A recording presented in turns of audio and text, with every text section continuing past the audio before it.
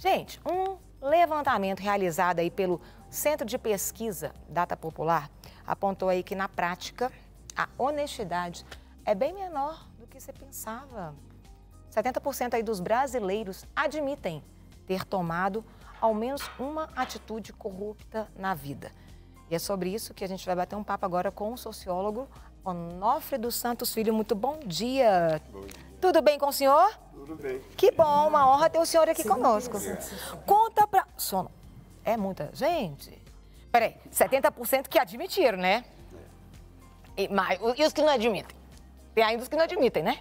Exatamente. O brasileiro, ele lida com a corrupção de uma maneira muito particular, né? Corrupção tem em qualquer lugar do mundo, mas a maneira que a gente lida com ela... Sim. Em certas circunstâncias a gente admite, outras não, e assim sucessivamente. Então, não é que nós sejamos mais corruptos ou menos corruptos que os demais. É porque, na verdade, nós lidamos com ela de uma maneira bem particular. Eu queria até que coloca na tela, tem uns números aí, que aí a gente continua falando, seu Onofre. Coloca a primeira arte aí, por favor. Pesquisa, né, aponta aí que 70% dos brasileiros já tiveram alguma atitude corrupta. Coloca a próxima também, por favor. A próxima fala que 3% dos entrevistados assumiram ser corruptos. 3%. 80% dos entrevistados afirmaram que conhecem alguém que já cometeu algum ato. Ele conhece ele mesmo, né? Deve ser. Conhece alguém, Onofre? E a outra arte fala, algumas atitudes do jeitinho brasileiro. Ah, meu Deus, esse negócio do jeitinho brasileiro. Compra de produtos piratas, 67% aí as pessoas que admitiram. Não devolução do troco, 21%. Eita, vamos falar sobre isso. É interessante. Não.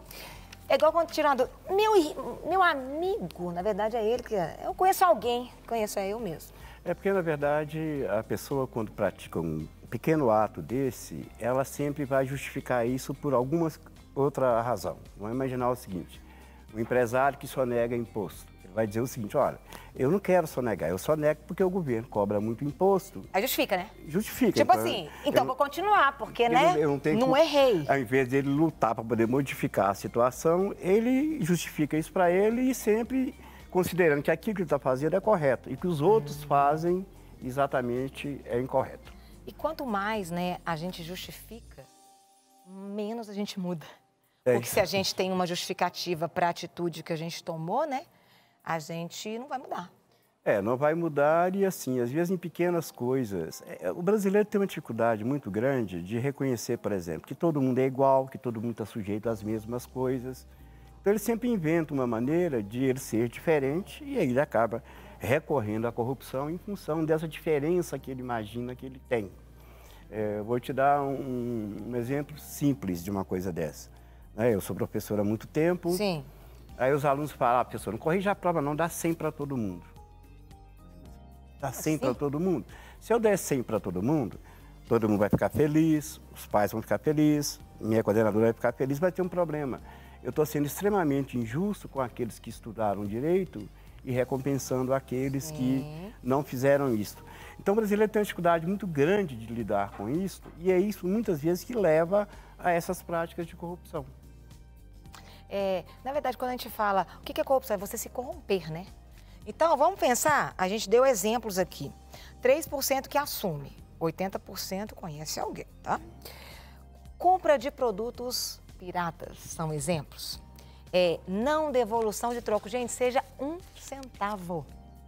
Aquilo que é seu, aquilo que não é seu, não é seu. Eu falo porque a gente, né, Onofre, a gente tem uma facilidade muito de acusar. Quando a gente fala política, qual que é a palavra que vem? Corrupção. Qualquer lugar que eu vou ministrar, primeiro, tá, mas quem coloca eles lá? Sou eu e você. E quando você pega o troco errado, isso é corrupção? Pois é. E além disso, tem a maneira de pensar da seguinte maneira. Se um político é corrupto, todo mundo é corrupto, menos eu. Por isso que essa ideia de 3% admite, né? Então, todo mundo é, menos eu. Então, ele iguala todo mundo no mesmo nível e retira, ele não faz parte disso aí. Ele é um anjo, tem até asa. Ele é um anjo, mas o amigo dele está sempre corrompendo e fazendo isso e aquilo. Comprar produtos piratas. Tem um problema nessa pesquisa, eu até procurei alguns dados sobre ela, inteiro Data Popular, é porque ela só dá os dados gerais. Ela de 70% reconhece. Mas ela não dá, por exemplo, que faixa de renda que reconhece isso. Entendi. Pra gente compreender mais, né? Exatamente. Quando você vê 70%, assim, mas 70% pode ser, não é todo mundo, pode ter uma distribuição diferente. Então, o que acontece? É comprar produto pirata. Vamos imaginar isso aí, né? Vamos imaginar que você chegar num falsificado, as bolsas falsificadas, gente. Ou a gente chegar lá, sei lá, no shopping qualquer popular, chegar numa barraca de camelô e comprar, na 25 de março, como acontece em São Paulo, você comprar é uma coisa. Outra coisa, na verdade, é você ter condições de comprar uma coisa correta e fazer justamente o oposto. Porque o pirata, né, vamos ver, o pirata é aquele, né, que tem um... O pirata é aquele que ele pega a ideia de uma pessoa tem uma ideia, uma pessoa vai lá, gente, até para você registrar a sua ideia, isso tudo custa dinheiro. Patentear, é tudo muito caro. Então, ele vai lá, tem uma ideia. Aí o pirata vai lá e ele quer copiar a ideia do outro, né? Errado. Então, ele rouba a ideia de uma pessoa.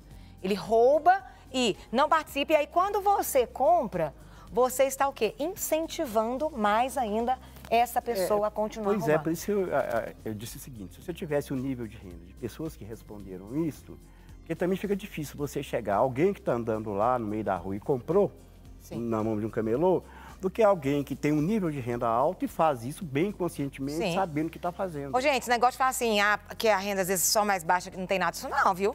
Tem muita gente que tem condição financeira, porque caráter é uma coisa muito diferente de condição financeira, não é verdade? E porque senão, às vezes, a gente taxa isso só com um determinado grupo. Isso que você falou realmente é muito importante. Você tem que ter uma diferença disso aí. Por isso que eu falei, quando dá 70%, você fica imaginando, mas quem desses 70%, na verdade, que está fazendo isso aí? Quando a gente para ali na fila dupla, tá corrompendo? Corrupção. E olha que muita gente para. Né? Você passou no sinal vermelho. Corrompeu. Quando você não obedece àquela legislação, você se corrompe. São coisas tão simples, né, no nosso dia a dia. Porque, na verdade, é o seguinte, o brasileiro, eu te falei, ele tem dificuldade de admitir o seguinte, que a mesma lei que vale para mim, vale para o empresário ou vale para um cara que está debaixo da ponte. Sim. Na medida que ele não consegue entender isso aí, ele acha, na verdade, que ele tem certos privilégios, que ele pode passar por Ele já é um corrupto. Exatamente, ele vai parar em fila dupla, sabe? Ele vai parar, vai furar sinal, vai fazer uma série de coisas dessa. Ele não tem ideia, na verdade, que aquela lei que serve para o outro serve para ele também. Se você já se corrompeu, o que você está falando, gente? Está falando com coisas práticas do dia a dia. Manda aqui, quem sabe, esses 3% aqui aumenta, né? Porque a gente só muda quando a gente reconhece que a gente errou. Então, gente, isso é muito sério. A gente está aqui brincando, né? Para que algo sério fique, às vezes, um pouco mais leve da gente aceitar, né? E normalmente, nós sempre queremos negar. A gente nega. Não, a gente transfere, projeta. Isso se chama projeção aí na psicologia. Você projeta para o outro. Não, eu não, porque eu não aceito isso em mim. Mas, na verdade, o que eu projetei no outro é o que é em mim, só que eu não quero aceitar. Manda para cá no WhatsApp 319-8402-9756. Ou se você conhece alguém também. Você pode falar que você conhece, mas se você também já foi. Aqui, eu lembro muito bem, o senhor está falando aí, isso aí vai de pequenininho, né? Eu me lembro quando eu era bem pequenininha e eu estava no jardim. E aí eu cheguei em casa com um lápis de colorir desse tamaninho, verde água. Só lembra do verde água? Só de 36 cores, era caro, gente. Minha mãe, quando viu... Imagina, corrigiu. No dia seguinte, na escolinha, ela me levou e me fez devolver para a diretora e pedir perdão. A gente vai corrompendo desde pequenininho. Pai, nessas pequenas coisas, na verdade. E a gente aprende. Aprende, aquilo se torna normal pra gente, aqueles atos que a gente E eu vi que eu não podia, aquilo que não era meu, não era meu. Isso faz toda a diferença, não faz? Faz uma diferença muito grande. E dificilmente as pessoas entendem isso hoje em dia. seja, o que é do outro, o que é meu. E, na verdade, às vezes eles não diferenciam muito as coisas. Né? Diferenciam muitas coisas. Eu lido com alunos que vão chegando, 17, 16 anos, você percebe isso tranquilamente. Porque eu não sei, Onofre, às vezes as pessoas, elas ligam isso com, tipo assim, com consequências. Ah, se a consequência é pequena, então não é corrupção, não. Exatamente. Né? Então, eu peguei a moedinha, a consequência é muito pequena, então eu não me corrompi. Agora, eu roubei muito dinheiro, então eu corrompi. E está completamente errado.